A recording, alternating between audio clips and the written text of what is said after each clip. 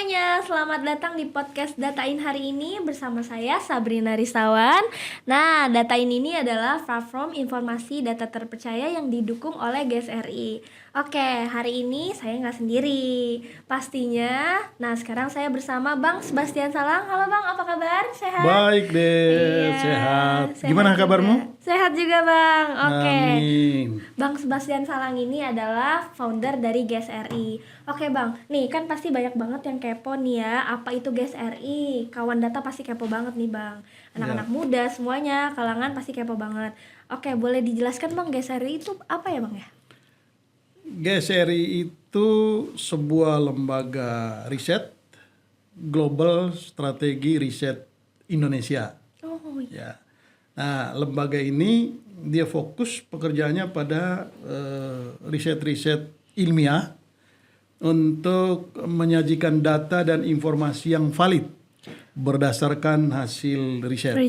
Riset yang berkaitan dengan kebijakan pemerintah, riset berkaitan dengan anggaran pemerintah maupun pelaksanaan program-program pemerintah begitu.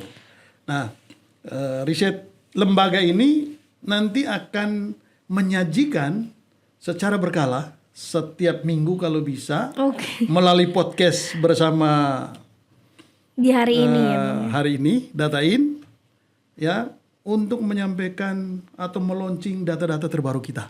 Oke, nah oke Bang, berarti hari ini kita akan meluncing riset apa nih Bang? Boleh dijelaskan lagi? Launching riset apa tuh? Ya, jadi GSRI ini sedang dan sudah melakukan riset terkait dengan beberapa isu-isu strategis. Yang pertama kita yang akan di-launching hari ini itu berkaitan dengan riset APBN. Riset yang kita lakukan ini untuk menjawab pertanyaan kemana orientasi pembangunan pemerintahan Presiden Prabowo selama 5 tahun ke depan, paling tidak dimulai di tahun 2025 ini. Yang kedua, kita juga melakukan riset berkaitan dengan utang negara. Oh iya. Ya, karena rame di publik. Betul. Indonesia ini utangnya sudah ribuan triliun. Karena betul. GSRI untuk menjawab pertanyaan itu, GSRI akan melakukan riset secara mendalam berkaitan dengan utang negara persisnya seperti apa. Lalu kemudian yang ketiga, yang lagi rame sekarang itu berkaitan dengan program makan siang gratis. Nah iya. Supaya publik mendapat informasi yang lebih jelas, maka GSRI melakukan riset secara khusus berkaitan dengan makan siang gratis ini. Nah, lalu kemudian yang keempat, kita juga melakukan riset terkait dengan program strategis nasional. Ya, jadi kita sedang melakukan 4 riset besar berkaitan dengan isu utama itu. Nah, kali ini kita membahas secara khusus riset APBN. Oke. Nah, dari yang Bang Sebastian jelaskan tadi, nah kan kita akan melaunching riset APBN 2025. Berarti kita akan membahas ribuan triliunan rupiah nih Bang berarti. Tentu. Oke, berarti dari anggaran yang tadi dijelaskan itu anggarannya akan dikemanakan ya Bang ya? Oh ya, itu yang nanti saya jelaskan ya secara lengkap dari riset ini. Jadi Sabrina, saya mungkin langsung saja ya menjelaskan boleh. soal riset APBN ini sendiri. Begitu. Jadi pemerintahan Prabowo ini kan baru dilantik pada tanggal 20 Oktober 2024 ya. Nah, mereka baru berjalan 100 hari lebih. Nah, dalam perjalanan itu banyak pertanyaan. Iya pastinya. Ya, banyak pertanyaan. Kemana sebetulnya orientasi pembangunan ekonomi pemerintahan Prabowo? Nah, bagi GSRI, pertanyaan ini sangat penting. Kenapa penting? Karena memang ketika kita beralih ke pemimpinan, yang orang ingin tahu itu sebetulnya Indonesia ini mau dibawa kemana? Betul. Ya kan? Iya betul. Nah, karena itu GSRI secara khusus melakukan riset terkait dengan APBN ini. Gitu. Nah, riset APBN ini adalah riset ilmiah, riset dokumen namanya. Jadi kalau secara metodologi, ini riset yang kita lakukan itu adalah riset dokumen. Nah, sumber utamanya tentu dokumen APBN, ya baik APBN 2024 maupun APBN 2025. Begitu. Apa saja itu dokumen-dokumennya? Nah, di dalamnya itu ada satu Undang-Undang APBN 2024, Undang-Undang APBN 2025, Himpunan Rencana Kerja dan Anggaran Kementerian dan Lembaga, begitu tahun anggaran 2025, lalu kemudian buku informasi APBN 2025, lalu kemudian nota keuangan rancangan anggaran pendapatan dan belanja negara tahun anggaran 2025. Jadi semua dokumen-dokumen yang terkait dengan APBN itu menjadi dasar atau dokumen yang digunakan dalam riset APBN kali ini gitu. Nah, lalu bagaimana hasil riset yang dilakukan? Jadi secara keseluruhan, kalau saya menjelaskan soal APBN secara detail satu persatu, itu pasti membutuhkan waktu yang akan sangat panjang kan? Iya. Oke, saya mencoba memberikan overview dari APBN kita 2025. Kalau tahun 2025 ini pendapatan kita yang diatur di dalam Undang-Undang APBN itu adalah 3.005,1 triliun rupiah. Besar sekali. Banyak kan? Banyak sekali, itu nolnya banyak banget ya Bang ya berarti. Nolnya sampai nggak hitung tuh. Gitu. Lalu kemudian dari mana saja sumber penerimaan atau pendapatan negara? Jadi ada 3 sumber utama atau yang paling besar. Begitu. Yang pertama perpajakan. Betul. Pendapatan APBN dari pajak kita, pajak rakyat ya, uang rakyat Indonesia itu yang dikumpulkan oleh negara itu sebesar 2.490,9 triliun. Wow, really? Ya. Jadi itu adalah jumlah pendapatan negara yang paling besar. Jadi negara ini sebetulnya hidup dari pajak rakyat. Nah, karena itu rakyat punya peran yang sangat penting gitu. Lalu kemudian ada lagi satu jenis pendapatan namanya penerimaan negara bukan pajak, yaitu nilainya 513,6 triliun rupiah. Wow. Lalu kemudian ada hibah. Hibah itu 0,6 triliun rupiah, begitu. Nah, itu kira-kira pendapatan negara. Kalau dibandingkan dengan tahun sebelumnya, tahun 2024, tambahan pendapatan negara itu naiknya 7%. Oke. Ya, naik 7% dari 2024. Okay. Ya. Lalu kemudian kita masuk ke belanja. Jadi kan kalau di APBN itu ada pendapatan, ya, ada belanja. Ada belanja juga. Ya, ada 2 komponen. Nah, total belanja negara tahun 2025 itu 3.621,3 triliun. Oke. Nah, ini menarik. Dari 3.621,3 triliun ini berarti kan lebih besar nilainya daripada pendapatan. Iya, betul. Ya kan? Pengeluaran dibanding pendapatan itu jadi ya. pengeluaran lebih tinggi dari pendapatan. Iya. Ada berapa besar pengeluaran kita atau belanja negara kita sekarang ini? Kalau dibandingkan dengan tahun 2024 naiknya itu 9%. Jadi tadi pendapatan naiknya 7%, belanja naik 9%. Oke, berarti twice naik ya. Nah, jadi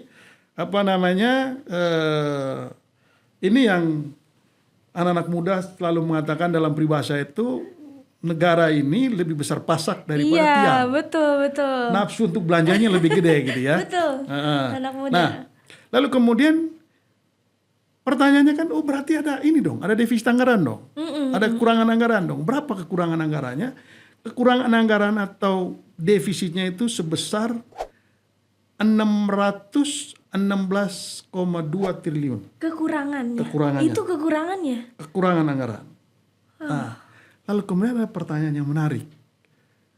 Kalau negara kekurangan anggaran, terus dari mana caranya untuk menutupi? Betul. Ya kan? Sama aja kayak rumah tangga biasa deh. Iya. Sama kayak kita.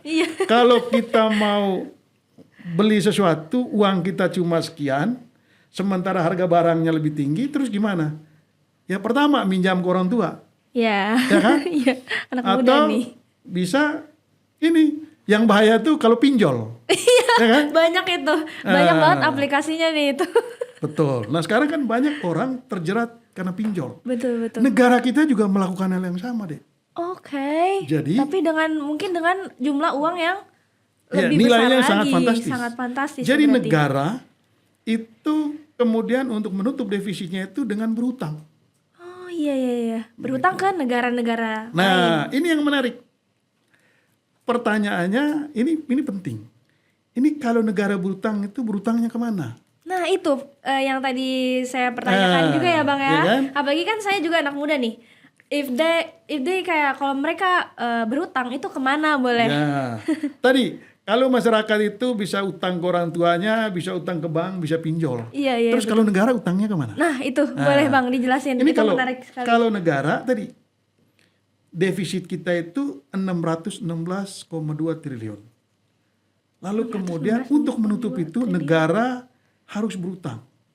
Maka pemerintahan Prabowo ini menerbitkan utang utang negara ini 775,9 triliun. 775,9 triliun. Ya. Oke. Gitu.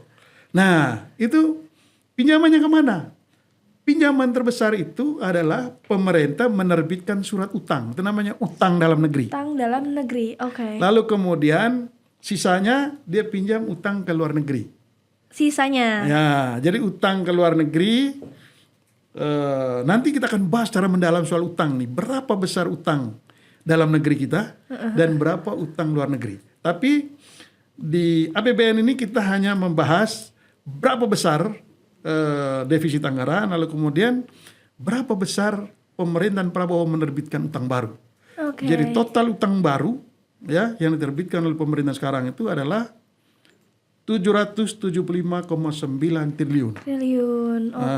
Begitu. Jadi nanti kalau Sabrina ditanya oleh teman-teman ini teman-teman milenial berapa sih negara menerbitkan utang baru sekarang? Nah, angkanya jangan lupa 775,9 triliun. Itu di tahun 2025 atau khusus tahun 2025. Wah, itu baru mulai just started. Nah, kalau utang-utang kita sebelumnya sudah 8.000 triliun deh. Really? 8.000 berapa? Triliun sebelumnya? Ya, semuanya sampai sekarang ini sudah 8.000 triliun. Oke. Begitu ya. Itu sampai di situ dulu ya untuk ini. Nah, lalu kemudian tadi belanja uang 3.621,3 triliun itu kemana saja? Yang pertama untuk belanja pemerintah pusat. Belanja pemerintah pusat ini 2.701,4 triliun. Ya, untuk belanja pemerintah pusat.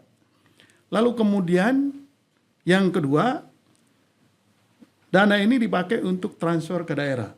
Transfer ke daerah itu maksudnya Indonesia ini kan punya pemerintah provinsi, punya pemerintah kabupaten kota. Iya, betul. Nah, pemerintah provinsi dan kabupaten kota itu juga mendapat transfer dari pusat nilainya 919,9 triliun rupiah. Begitu. Nah, jadi kita lihat, berarti dari total APBN kita, belanja pemerintah pusat lebih besar dong. Betul. Ya kan? Lebih besar berarti daripada pemerintah daerah. Iya. Kita punya pemerintah daerah ini ada 38 provinsi, ya ada 519 kabupaten kota. Begitu. Perbandingannya berapa? Pemerintah pusat membelanjakan APBN ini 66 sementara pemerintah daerah 34%. Persen. Jadi ini jauh kan? Iya, lumayan jauh juga ya Bang ya berarti. Begitu. Lalu kemudian untuk pemerintah pusat tadi ada belanja 2.701,4 triliun. Pertanyaannya itu untuk apa aja? Ya. Itu pasti jadi pertanyaan ya Bang ya. Betul. Jadi dibagi dua. Satu, belanja untuk kementerian dan lembaga. Nilainya itu 1.160,1 triliun. Oke. Nah, Itu di 2025. 2025. Lalu ada lagi item belanja yang namanya belanja non kementerian lembaga. Itu nilainya 1.541,4 triliun. Triliun di 2025. Ya, Wow. begitu. Jadi ini kira-kira postur dari APBN kita. Nah, beberapa hari sebelum kita ini kan rame, pemerintahan Prabowo ini kan rame karena dia melakukan efisiensi. Nah, itu Ya dia. kan? Dia melakukan efisiensi. Nah, efisiensi yang dilakukan oleh pemerintahan Prabowo dengan dasar hukumnya impres, ya, dia melakukan efisiensi nilainya itu kalau dikumpulkan semuanya 306,695 triliun rupiah. Oke. Ya. Nah, itu dibagi dua. Satu, dari belanja kementerian lembaga itu dihemat atau efisiensi sebesar 256,1 triliun. Begitu. Lalu kemudian dari daerah, jadi efisiensi yang dilakukan oleh pemerintahan sekarang ini dibagi dua deh. Efisiensi terhadap kementerian lembaga di tingkat pusat, sama ada juga potong dari dana yang ada di daerah. Oke. Itu yang ada di daerah dipotong sebesar 50,5 triliun rupiah. Gitu. Jadi ini kira-kira gambaran secara umum Oke. dari APBN 2025. Oke. Nah, dari tadi kan kita sudah bisa dibilang launching sudah. Tadi kita membicarakan tentang dana APBN di 2025 yang fantastis sekali ya Bang ya. Oke Bang, ini menarik sekali. Setelah Abang menjelaskan panjang lebar tadi, let me ask a question, dengan anggaran yang sebesar tadi yang sangat fantastik, itu anggarannya akan jadi program apa aja tuh Bang? Ya, Boleh tahu? nah ini pertanyaan menarik Iya. dan penting sekali diketahui oleh publik. Setelah kita membedah APBN 2025 ini dari berbagai aspek, kita akhirnya coba mendapatkan paling tidak untuk membaca arah pemerintahan Prabowo ini. Jadi kita temukan ada beberapa program besar. Ya tentu ada banyak sekali yang kecil-kecil, tapi secara keseluruhan kalau kita mau melihat orientasi pemerintahan Prabowo ini, nah akhirnya kita coba mengelompokkan ya. Yang pertama program pendidikan. Pemerintahan Prabowo mengalokasikan, ini program ini bukan baru pada saat Pak Prabowo, tetapi ini sudah ada sebelum-sebelumnya, tetapi kita mengelompokkan ini berdasarkan jumlah anggaran, ya, begitu. Nanti akan ketahuan mana yang sudah ada dari pemerintahan sebelumnya yang dilanjutkan oleh Pak Prabowo, mana yang baru sama sekali. Oke. Nah, saya mulai dengan yang pertama. Kalau kita melihat dari postur secara keseluruhan anggaran APBN 2025, total anggaran untuk pendidikan itu sebesar 724,3 triliun. Wah. Nah, kalau kita mendengar angka 724,3 triliun, itu kan angka yang sangat fantastis dengan jumlah yang sangat besar, begitu. Mestinya kalau melihat angka itu, problem pendidikan di Indonesia itu sudah beres, toh. Harusnya ya. Kan? Kualitas pendidikan di Indonesia juga sudah beres. Nah, Tapi setelah kita telusuri lebih dalam, ternyata memang salah satu problemnya adalah dari 724,3 triliun ini itu tersebar di berbagai kementerian dan lembaga. Ini persoalan. Sehingga dengan begitu data menjadi nggak jelas, pertanggungjawabannya menjadi nggak jelas, lalu kemudian orientasi pendidikan kita itu juga menjadi kurang jelas. Dan dana yang demikian besar itu memang itu macam-macam. Apa aja? Penerima manfaatnya itu menjadi tidak terukur dan dari sisi validasi datanya menjadi tidak jelas. Nah, kalau ditanya secara garis besar ini untuk apa saja? Untuk program Indonesia Pintar itu diberikan untuk 20,4 juta siswa. Lalu kartu Indonesia Pintar untuk tingkat mahasiswa itu diberikan untuk 1,1 juta mahasiswa. Oke. Ya. Di Indonesia ya. Betul. Lalu kemudian untuk tunjangan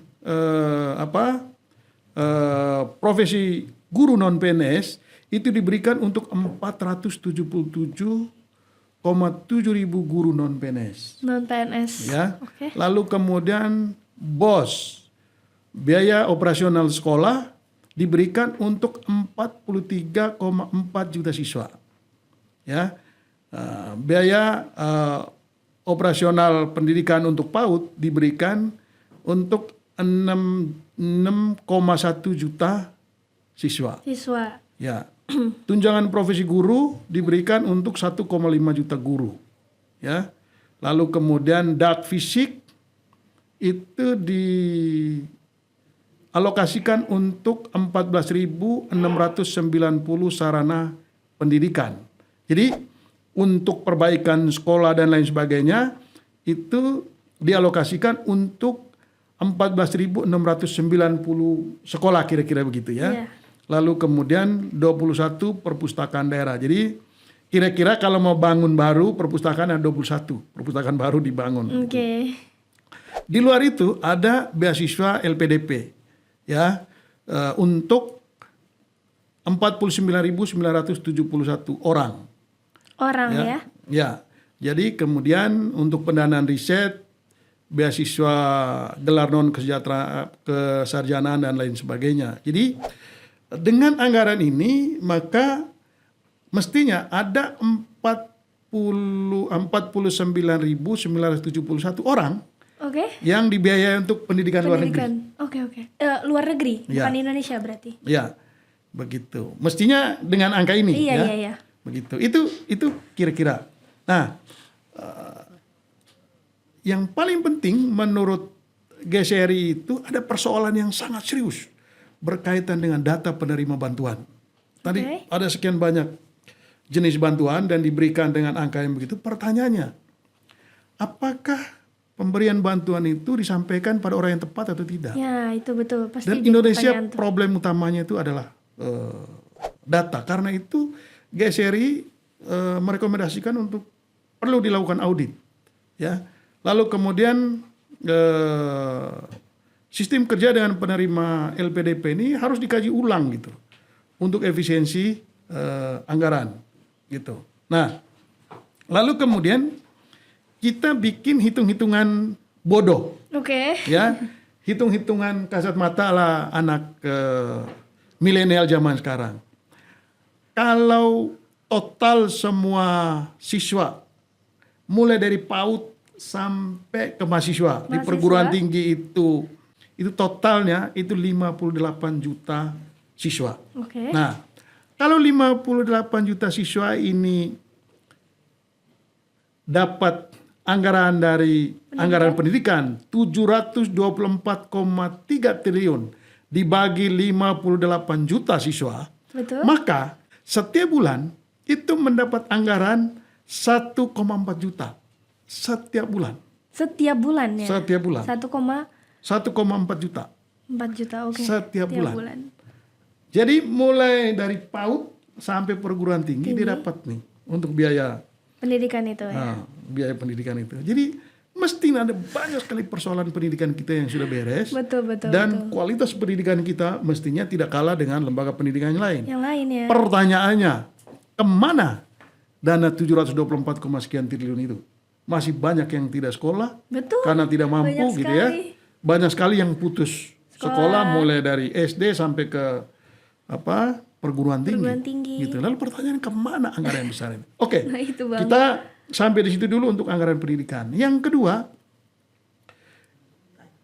program perlindungan sosial. Jadi tadi total anggaran pemerintahan Prabowo ini, yang pertama untuk pendidikan 724,3 triliun. Yang kedua, program perlindungan sosial. Kamu tahu deh ininya anggarannya berapa? Untuk perlindungan sosial itu anggarannya 503,2 triliun rupiah. Wah, Itu untuk perlindungan sosial. di Oke. Indonesia. Di Indonesia. Nah, dana ini dipakai untuk apa aja? Yang pertama, untuk PKH. PKH ini ini program Keluarga Harapan, itu diberikan untuk 10 juta orang. Untuk bantuan sosial dalam bentuk sembako diberikan untuk 18,3 juta orang. Untuk subsidi BBM diberikan ke 19,41 juta kiloliter. Lalu kemudian subsidi gas LPG yang 3 kg itu ya diberikan ke 8,170 juta kilogram. Oke. Jadi ini subsidi untuk gas LPG 3 kg yang ramai baru-baru ini. Lalu kemudian subsidi bunga KUR itu diberikan untuk 7,05 juta kreditur, lalu BLT 2,9 juta orang. Jadi ini alokasi anggaran untuk perlindungan sosial gitu. Nah, lagi-lagi menurut GSRI, anggaran dengan jumlah yang besar ini itu harus dikaji ulang siapa penerima manfaatnya supaya tidak salah sasaran. Betul. Ya. Lalu kemudian harus diberikan prioritas gitu. Itu yang kedua. Lalu kemudian kita masuk ke yang ketiga. Prioritas ketiga dari pemerintahan Prabowo itu kalau melihat dari total anggarannya itu untuk anggaran untuk pertahanan dan keamanan. Ya, nilai program ini adalah 376,4 triliun. Jadi Pak Prabowo menempatkan program pertahanan dan keamanan itu di urutan ketiga. Ya, begitu. Lalu kemudian yang keempat itu kalau tadi ada yang namanya program sosial, lalu kemudian muncul lagi satu program yang namanya program subsidi. Ya, program subsidi ini dialokasikan anggaran sekarang ini sebesar 307,9 triliun rupiah. Gitu. Nah, pertanyaannya, anggaran subsidi yang 307,9 triliun itu untuk apa saja? Di sini ada juga subsidi solar, subsidi gas, ya, subsidi listrik, Kebutuhan subsidi pokok pupuk, ya macam-macam. Iya. Subsidi yang diberikan di sini. Jadi di program yang tadi ada perlindungan sosial, ada juga program subsidi. Oke. Oke. Itu beda lagi tuh, beda lagi jadi, nih. ini beda lagi. Oke. Lalu kemudian yang kelima ada program kesehatan. Ya. Oh, iya, ini iya. program kesehatan itu penting tentu saja. Ya, pastinya. Berapa paling pemerintahan penting ya betul. Berapa pemerintahan Prabowo mengalokasikan anggaran untuk pendidikan ini? 218,5 triliun. Triliun. Ini tersebar di seluruh Indonesia. Nah, ini lagi-lagi program ini itu tersebar di mana-mana. Oke, ya. tersebar di berbagai kementerian lembaga. Anda bayangkan BUMN dia ngurus rumah sakit juga. Betul. Kementerian ngurus rumah sakit. Betul. Lalu kemudian setiap kementerian maksud saya, tidak cuma Kementerian Kesehatan yang ngurusin rumah sakit. Gitu. Bahkan sekolah pun punya rumah sakit. Betul. Ya, lembaga pendidikan itu punya rumah sakit. Nah, ini tumpang tingginya gak keruan sehingga pertanyaan pentingnya dengan anggaran sebesar itu apakah negara bisa menjamin kesehatan masyarakat Indonesia gitu. Nah, ini data-data lengkap kita kumpulkan yang berkaitan dengan program kesehatan. Lalu kemudian yang keenam, prioritas keenam pemerintahan sekarang itu adalah program ketahanan pangan. Program ketahanan pangan ini dialokasikan anggaran sebesar 144,6 triliun. Dengan anggaran sebesar itu mestinya program yang namanya swasembada pangan itu mestinya udah beres. Seharusnya ya dengan dana yang sebesar dengan dana tadi. yang sangat besar itu, dan itu dialokasikan untuk cetak sawah, peningkatan produksi pertanian, lalu alat teknologi untuk pertanian dan lain sebagainya. Itu semua dialokasikan. Lagi-lagi masalahnya anggaran ini tersebar di berbagai kementerian dan lembaga. Sehingga untuk mengukurnya, menghitung efisiensinya, ketepatan dari sasaran yang diberikan ini menjadi sulit gitu. Nah, ini program yang keenam. Jadi kalau kita melihat dari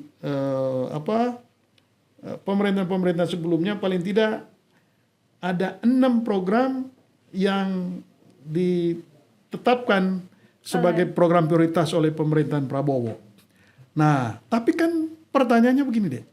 Ini kan program-program yang sudah ada dari sebelum-sebelumnya. Dari 2024 atau emang dari sebelum-sebelumnya. Years ago. Bahkan dari 10 tahun sebelumnya. Okay. Bahkan sudah dari zaman pemerintahan Jokowi, zaman pemerintahan Presiden sebelumnya. SBY, itu juga sudah ada nih program-program ini. Cuma memang soal anggarannya berbeda-beda gitu ya. Mungkin setiap tahun berubah ya Pak berarti ini? Dia bertambah. Oke. Bertambah anggarannya karena sesuai dengan jumlah APBN kita kan. Iya betul. Jumlah APBN-nya makin besar, setiap tahun itu makin besar, maka kelihatannya programnya sama, itu hanya di copy paste saja. Oh iya. Dari periode sebelumnya. Ya, gitu. Dan itu juga kelihatan tidak ada perubahan yang signifikan. Sebenarnya tidak jauh beda ya harusnya. Ya. Lalu kemudian pertanyaan pentingnya, lalu yang baru dari pemerintahan Prabowo ini yang mana? Betul. Ya kan? Nah, ternyata kalau kita cermati, yang baru dari pemerintahan Prabowo itu satu, yaitu program makanan bergizi gratis. Gratis itu. Nah, Plus one. Ya, jadi program makanan bergizi gratis ini dianggarkan 171 triliun rupiah. Berapa Pak? 171 triliun rupiah. Oke. Ya, untuk tahun 2025. Tapi jangan kaget dulu sampai di situ. Ya. Nah, apakah program bergizi gratis ini betul-betul ini program yang genuine atau otentik di zaman pemerintahan Prabowo? Ternyata enggak deh. Oh, just started from Januari jadi, itu sudah berjalan apa? Nah, jadi begini. Ternyata program yang hampir sama, ya, itu juga sudah ada. Sebelumnya. Oke. Ya, jadi di program Keluarga Harapan itu juga sudah dialokasikan anggaran untuk ibu hamil, ya, untuk anak-anak yang usia dini, bahkan untuk lansia juga diberikan, ya, untuk disabilitas juga diberikan, begitu. Jadi dari data yang kita himpun itu ada 4 paling tidak program yang kurang lebih sama. Oke, di kepemimpinan sebelumnya. program yang sebelumnya dan sekarang itu masih berlanjut. Masih berlanjut. Tapi mungkin dengan nama yang berbeda atau Ada. gimana? Jadi program yang kurang lebih sama peruntukannya Oke. itu tetap ada. Ada ada 4 jenis program yang kurang lebih sama. Yaitu pertama ada program Keluarga Harapan, yang kedua ada PPS, PMT namanya, nama programnya, lalu kemudian ada program permakanan. Maksudnya program permakanan itu memberi makan. Memberi makan. Ya. Hampir sama ya sebenarnya Ya. Bang ya. Betul. Lalu kemudian ada program pangan non tunai. Jadi kamu mau tahu, ada program Keluarga Harapan ini dialokasikan anggaran 28,7 triliun. Ini yang existing sekarang, Oke. yang sedang berjalan. Lalu kemudian PPS PMT itu dialokasikan 37,66 triliun. Ya. Lalu program permakanan dialokasikan 787 miliar anggarannya, dialokasikan untuk 30.000 orang per hari, 2 kali makan. Pagi dan Nah ini siang tidak berarti disebutkan itu. pagi Tidak dan itu. siang atau siang dan malam tidak disebutkan, tapi dalam dialokasikan sehari 30.000. Kalau programnya Pak Prabowo sekarang ini kan 10.000. 10.000 ya betul. Ini 30.000 untuk 2 kali makan. 2 kali satu hari. makan satu hari Gitu ya Bang ya.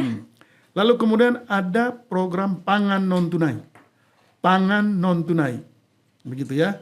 Jadi dialokasikan sekitar 45,1 triliun. Jadi sebetulnya pertanyaannya, apakah program ini baru sama sekali?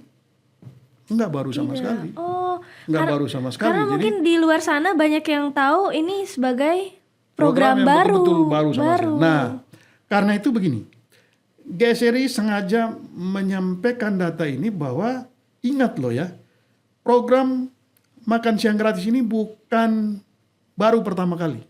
Oke. Pemerintah kita sudah punya 4 jenis program yang serupa dan mirip. Sama. Berapa total anggaran yang dialokasikan itu untuk program-program sebelum? Totalnya itu 112,18 triliun Triliun rupiah.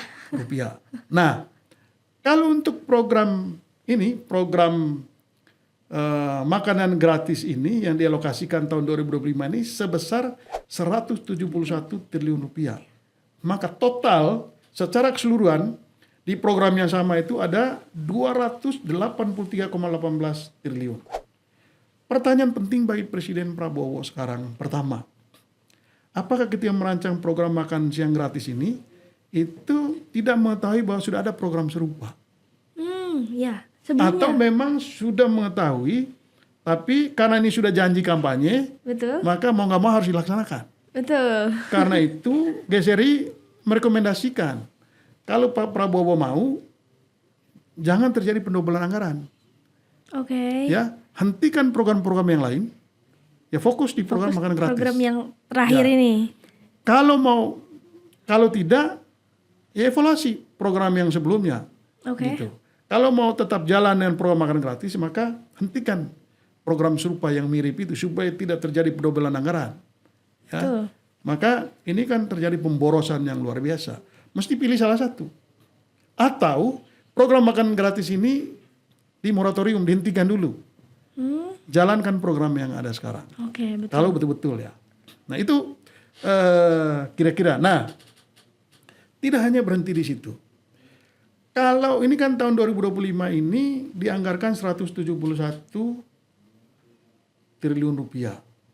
Dari hitung-hitungan kami ini, ya, kalau pemerintahan Prabowo sesuai dengan ambisinya untuk memberi makan semua ini, memberi makan semua ini ya, kan Masyarakat. memberi makan begitu banyak orang, maka kita membutuhkan 9.000 triliun. 9.000. Ya betul. Betul, 9.000 Kita triliun. butuhkan 900 sekian triliun Oke. untuk memberi makan ini, 910 triliun. Jadi kalau itu semua diberi ya, karena kan berdasarkan pidato Pak Prabowo dan juga kalau kita melihat dokumen Badan Gizi Nasional, mimpinya tuh memberi makan kepada semua siswa, memberi makan kepada semua ibu hamil dan ibu menyusui. Maka total anggaran yang dibutuhkan itu untuk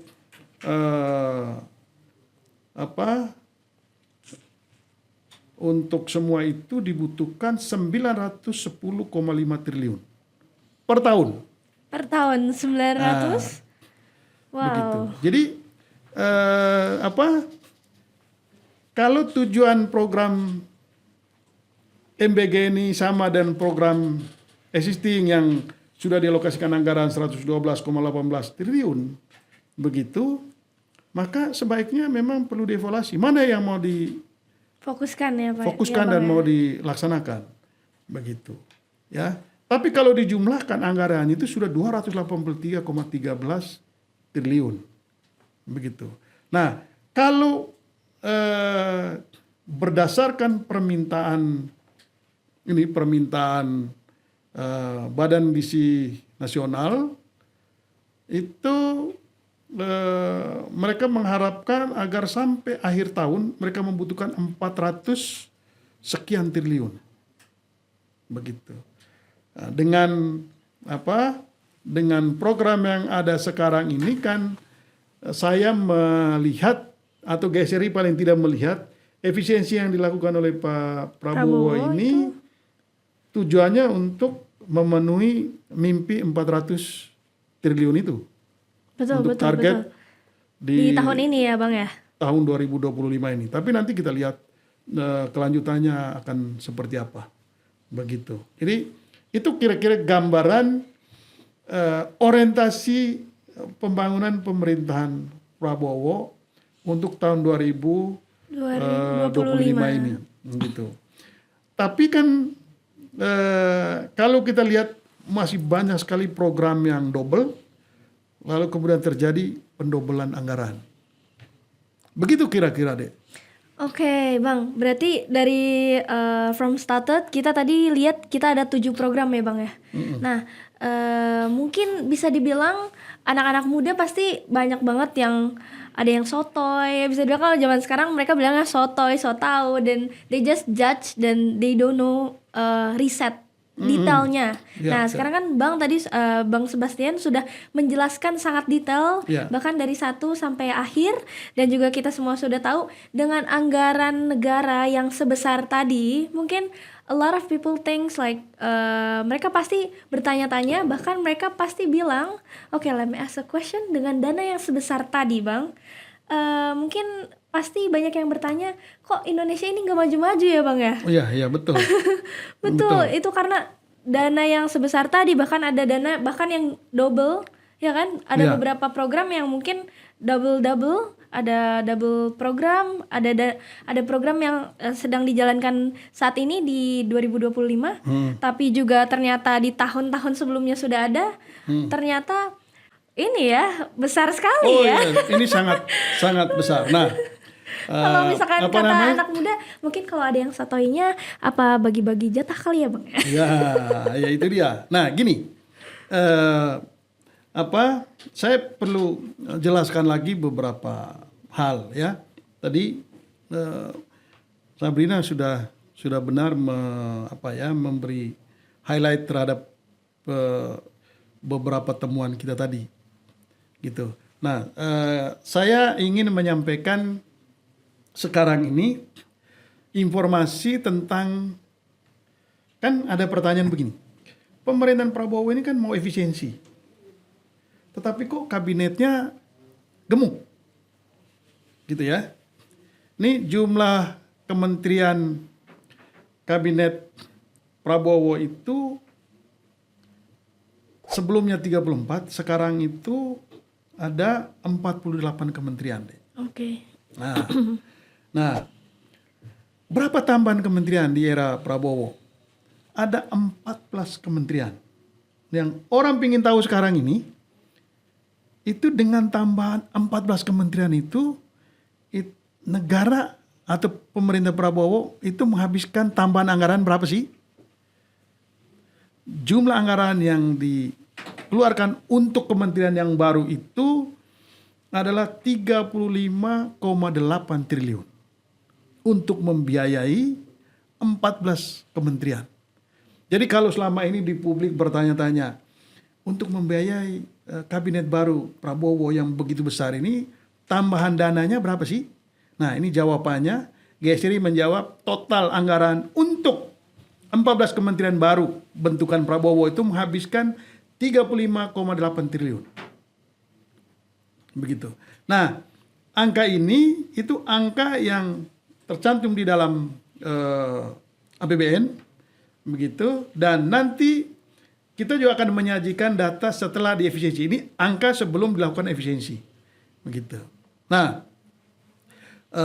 lalu kemudian Pak Prabowo kan juga menambah 8 lembaga. Jadi kita ini ada kementerian, ada lembaga. Oke. Ya. Pak Prabowo menambah 14 kementerian baru dan menambah 8 lembaga baru. Lalu berapa anggaran yang dilokasikan untuk 8 lembaga yang baru itu dialokasikan 72,98 triliun. Tetapi dari hasil rapat yang terakhir dengan Pak Prabowo, anggaran untuk lembaga ini meningkat menjadi 171 triliun. Begitu. Jadi berapa total anggaran untuk kementerian dan lembaga pada pemerintahan Prabowo saat ini? Itu sebesar 208,78 triliun.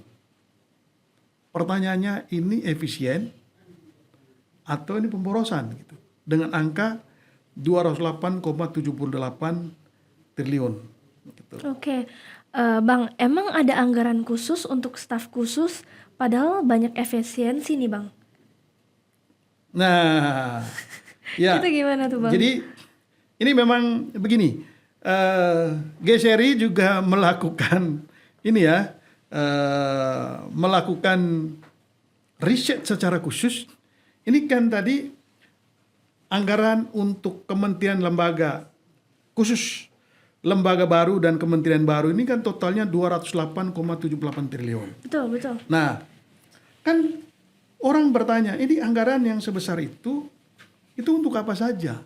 Nah, Karena itu kan pasti kementerian jadi- baru berarti nambah menteri baru, Betul. nambah wakil menteri, nambah staf khusus, Betul. nambah macam-macam di situ.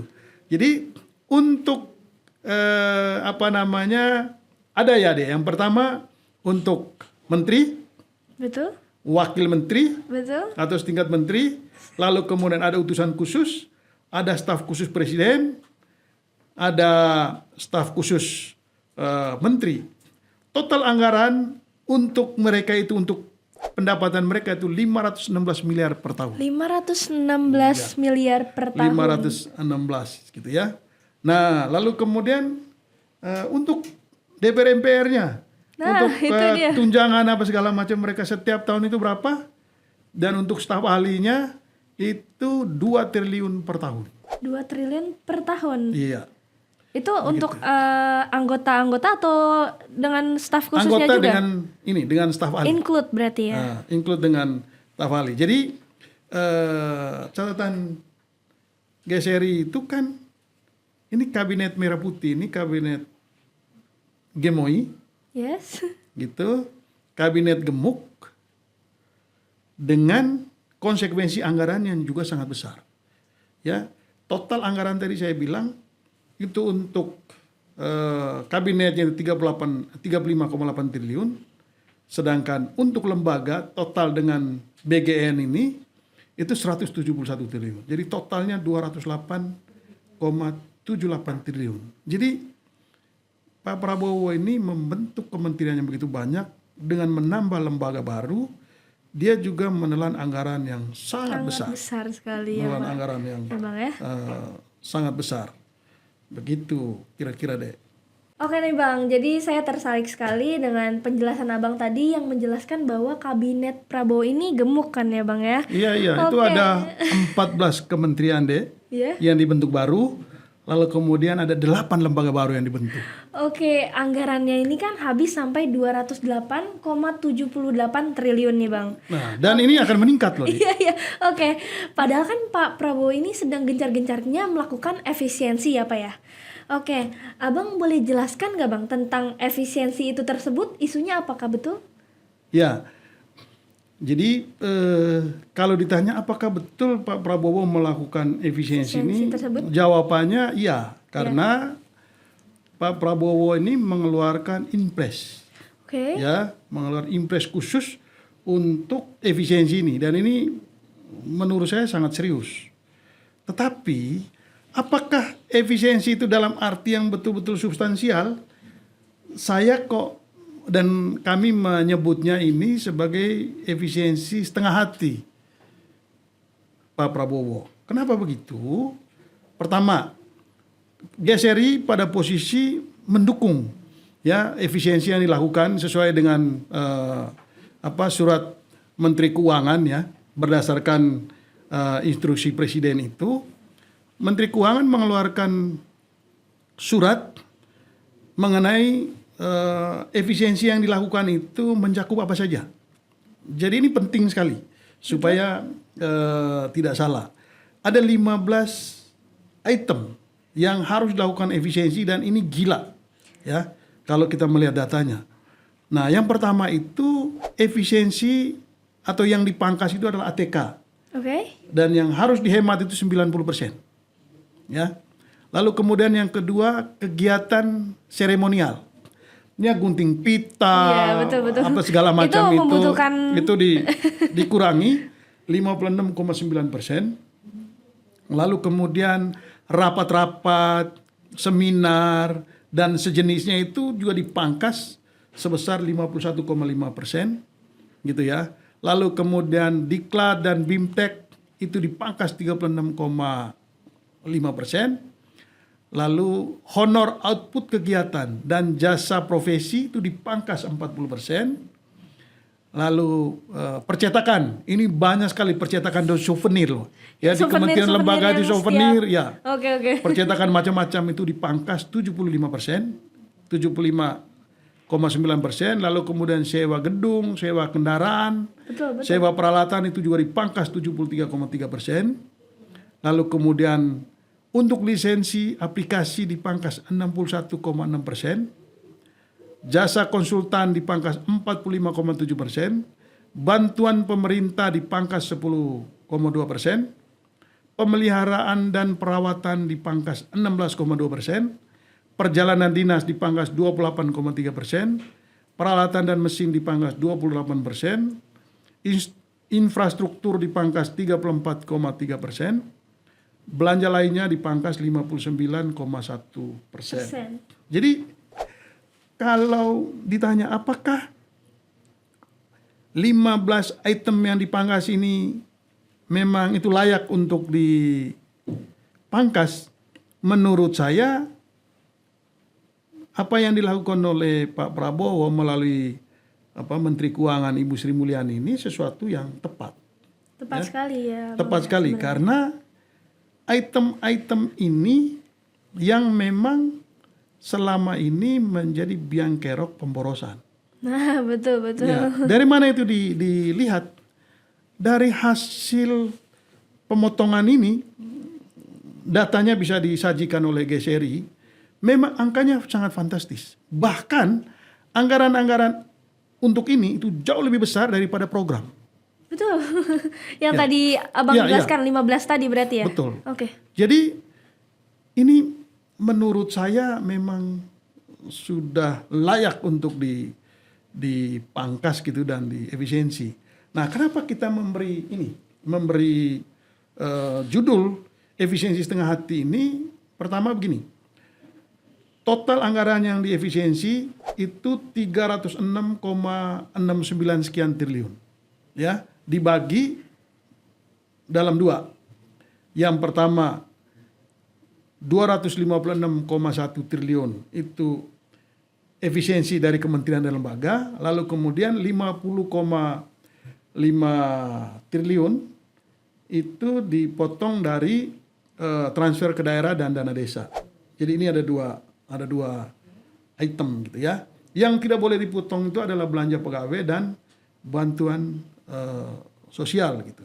Nah, ini yang menjadi problem dari efisiensi ini atau pemotongan ini menurut saya untuk daerah, ya. Yang daerah ini dipotong 50,5 triliun, itu yang dipotong itu adalah anggaran yang berkaitan dengan program. Misalnya berkaitan dengan program konektivitas, lalu kemudian yang berkaitan dengan irigasi, yang berkaitan dengan pangan gitu ya. Dan ini bahayanya kalau ini semua dipotong, maka ini setelah musim hujan ya. Ini musim hujan sekarang di daerah-daerah banyak jalan rusak, Ya, banyak jembatan rusak. Kalau ini dipotong, ini akan menyulitkan daerah-daerah. Itu satu poin. Nah, poin yang lain sebetulnya begini. Dari hasil riset yang kami lakukan sebelumnya, ya, dari yang saya sudah presentasikan tadi itu kan terlihat satu, di setiap kementerian lembaga itu dari 6 program besar aja yang tadi saya sudah presentasikan itu terjadi tumpang tindih anggaran. Ya, antara satu kementerian dengan kementerian lain, antara satu lembaga dengan lembaga yang lain, antara satu program dengan program yang lain. Nah, karena itu, kenapa bilang setengah hati? Kita berharap Pak Prabowo kalau betul-betul mau melakukan efisiensi, Pak Prabowo harus berani menghentikan program-program yang terjadi duplikasi di setiap kementerian lembaga. Sehingga duplikasi anggaran itu juga bisa segera dihentikan gitu. Yang kedua, kamu tahu deh, yang sudah dipotong sekarang ini untuk kementerian lembaga terjadi efisiensi 256,1 triliun. Masih ada 17 kementerian lembaga yang belum dipotong. Dari hitungan GSRI, kalau 17 kementerian lembaga itu juga dilakukan efisiensi yang sama dengan yang sekarang ini, maka negara mendapat 150 triliun lagi. Artinya apa? Artinya dari efisiensi ini, itu negara mendapat efisiensi kurang lebih anggaran sekitar 456 triliun. 456 triliun. Kalau 17 kementerian lembaga itu juga dilakukan efisiensi yang sama dengan yang sekarang ini. Betul. Karena ada 17 kementerian lembaga yang belum dilakukan efisiensi gitu. Nah, itu yang terjadi dengan efisiensi Pak Prabowo, yang dilakukan oleh Pak Prabowo. Karena itu kita bilang, kalau serius mau melakukan efisiensi, semua kementerian lembaga harus diperlakukan sama. Karena pemborosan itu juga terjadi di semua kementerian lembaga. Betul. Yang lebih aneh lagi, anggaran 15 poin ini lebih besar dari anggaran program. Itu yang perlu dievaluasi. Dan ini adalah perilaku birokrat kita. Lalu kemudian yang kedua, Pak Prabowo harus berani untuk mengevaluasi duplikasi anggaran di setiap kementerian lembaga. Fokuskan untuk satu program di satu kementerian supaya tidak terjadi duplikasi anggaran. Lalu kemudian yang kedua, validasi data. Lakukan audit. Betul. Kalau ingin betul-betul serius melakukan efisiensi ini. Ini pasti mengalami penolakan, perlawanan, tapi ini langkah yang baik, tapi jangan setengah hati. Betul. Jangan setengah, harus betul-betul serius. Kalau ini tidak serius dilakukan, ya sama aja. Pak Prabowo ini betul-betul memang ini hanya pencitraan. Dan kita tunggu itu. Ya. Oke, berarti dari yang pertanyaan tadi, isu tersebut betul ya Pak berarti? Oh iya. Itu betul. Memang ini sedang lakukan efisiensi yang luar biasa. Dan ini menarik. Apa yang dilakukan oleh Pak Prabowo ini menarik. Dan ini satu-satunya presiden yang berani melakukan ini. Betul, berarti ini suatu berani melakukan ini. first Cuma started, itu tadi terjadi duplikasi anggaran di mana-mana itu belum diurus sama Pak Prabowo. Bahkan anggaran yang dia lakukan sendiri untuk program prioritasnya, program favoritnya Pak Prabowo itu terjadi duplikasi anggaran. Itu harus dibereskan juga. Kalau serius. Ya. Berarti ini Pak Prabowo dengan melakukan efisiensi tersebut sudah dilakukan semasa beliau menjabat berarti? Ya baru. Baru Ikannya ini ya. Baru saja sudah beberapa efisiensi yang dilakukan berarti ya Bang? Ya, sudah ada 306,6 triliun lah ya. Oke Bang, ternyata obrolan hari ini sangat menarik sekali dan sebenarnya saya I'm still have a lot of question dan masih banyak yang masih ingin dipertanyakan, tapi ternyata kita sudah ada di penghujung acara nih Dan Bang. masih banyak data yang belum disampaikan. Belum semua ya Belum pastinya. semuanya. Oke nih Bang, kira-kira apa kesimpulan dari hasil riset GSRI terkait dengan APBN 2025 ini nih Bang? Ya, memang banyak sekali hal yang tentu bisa kita ungkap dari hasil riset ini dan kalau mau tahu detail dari hasil riset ini nanti bisa mengunjungi website GSRI ya untuk mengetahui lebih dalam soal hasil riset kita. Tetapi begini, dari presentasi atau kajian kita secara keseluruhan itu selain kita bicara soal program dari masing-masing kementerian, lalu kemudian untuk infrastruktur, untuk kemajuan Indonesia ini atau untuk kesejahteraan, maka isu yang paling penting kalau kita lihat dari awal sampai akhir itu kita bicara soal pengentasan kemiskinan. Betul. Ya, dari sekian banyak program prioritas tadi itu kelihatannya pemerintah ingin melakukan pengentasan kemiskinan yang setiap presiden isu ini selalu menjadi isu yang selalu dibahas. Betul. Tetapi masalah kemiskinan tidak pernah diselesaikan. Betul. Ya. Dari kepemimpinan Dari sebelumnya pemimpin bahkan ya sebelumnya pokoknya setiap presiden selalu bicara soal kemiskinan. Kementerian juga bicara soal kemiskinan, kepala daerah juga bicara soal kemiskinan. Tapi tidak pernah diselesaikan. Betul. Sementara alokasi anggaran untuk pengentasan kemiskinan ini sangat besar. Begitu. Nah, karena itu begini. Dari tadi ada 7 program strategis selama 2025 ini, maka kami melihat ada 3 program yang kurang lebih sama. Ya, dan semuanya bicara soal kemiskinan. Lalu pertanyaannya, berapa sih jumlah orang miskin di Indonesia ini? Okay. Menurut data BPS itu ada 25 juta orang miskin, penduduk miskin. Penduduk miskin di Indonesia. Nah, pertanyaannya, apakah 25 juta penduduk miskin itu betul namanya jelas, alamatnya jelas, tinggal dia tinggal di mana? Ya kan? Itu punya enggak? Kalau itu punya, itu menjadi satu langkah maju. Nah, karena itu kami menyimpulkan dari sekian banyak anggaran yang dipecah di berbagai kementerian lembaga ini, ada 3 program besar yang kita lihat. Yaitu pertama, total anggaran untuk perlindungan sosial itu 503,2 triliun rupiah. Lalu kemudian anggaran subsidi itu juga 307,9 triliun rupiah. Yang terakhir, anggaran program yang dibuat oleh Pak Prabowo itu 171 triliun rupiah. Nah, kalau anggaran ini digabung gitu ya, anggaran subsidi, anggaran perlindungan sosial, anggaran MBG itu digabungkan, maka total anggaran itu 982,1 triliun. Semua ini bicara soal kemiskinan. Ya, total anggaran itu arahnya bicara soal kemiskinan.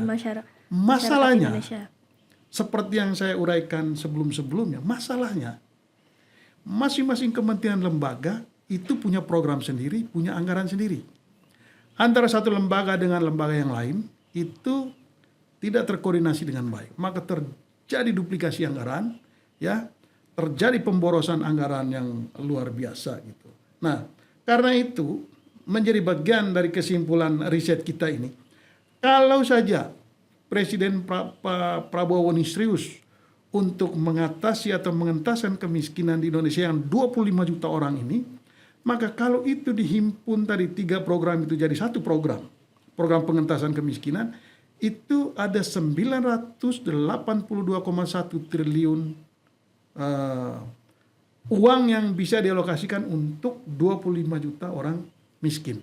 Betul. Nah, dari perhitungan kita, kalau 25 juta orang miskin itu dibagi dengan 982,1 triliun, maka sebetulnya setiap orang itu menerima 3.247.685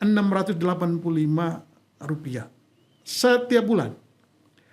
Kalau program ini tepat sasaran, maka 25 juta orang miskin itu sudah selesai dalam waktu 1 tahun. Seharusnya dalam 1 tahun Dalam sudah waktu selesai. 1 tahun itu sudah selesai. Sudah selesai, harusnya dari sebelumnya pun sudah selesai ya. Kamu bayangkan, orang miskin, kita punya UMR sekarang ini, dari hitungan kami itu rata-rata 2,7.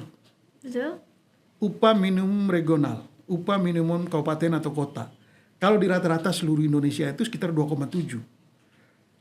Kalau setiap orang miskin mendapat 3.247.685 rupiah, maka masalah kemiskinan sudah selesai. Seharusnya. Dananya juga langsung sampai ke orang yang bersangkutan. Tapi pertanyaannya, kita punya nggak data 25 juta orang miskin ini? Kita tahu nggak dia tempat tinggalnya di mana? Kita tahu nggak alamatnya di mana? Kalau itu sudah dibereskan, maka masalah kemiskinan ini selesai dengan program ini. Gitu. Cuma kan jangan-jangan pemerintah sengaja membuat data kemiskinan yang tidak jelas supaya setiap kementerian lembaga bebas membuat program dan sasaran programnya itu tidak terukur.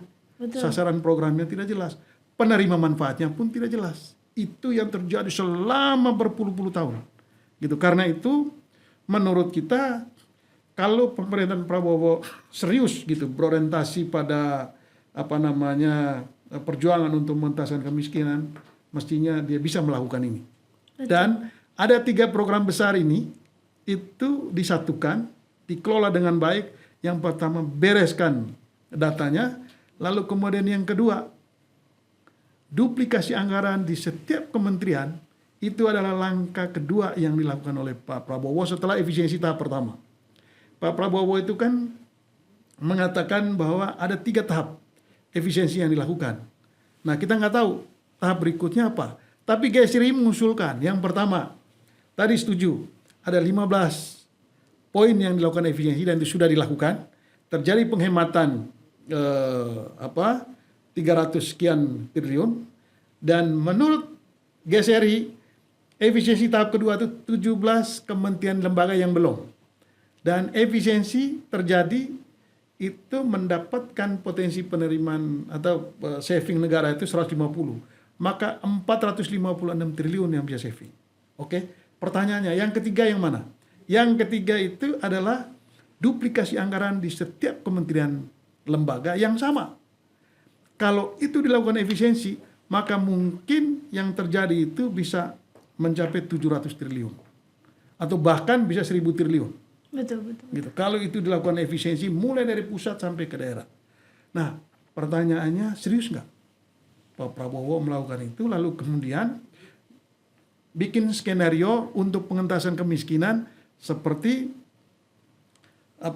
gambaran yang kita temukan dari hasil riset ini gitu. Kira-kira itu secara keseluruhan dari riset tentang APBN kita kali ini. Ya, terima kasih banyak untuk Bang Sebastian dari GSRI yang sama-sama. sudah banyak berbagi insight juga, yang sudah meluruskan banyak hal soal APBN. Semoga kedepannya kita semakin melek tentang bagaimana keuangan negara ini dikelola.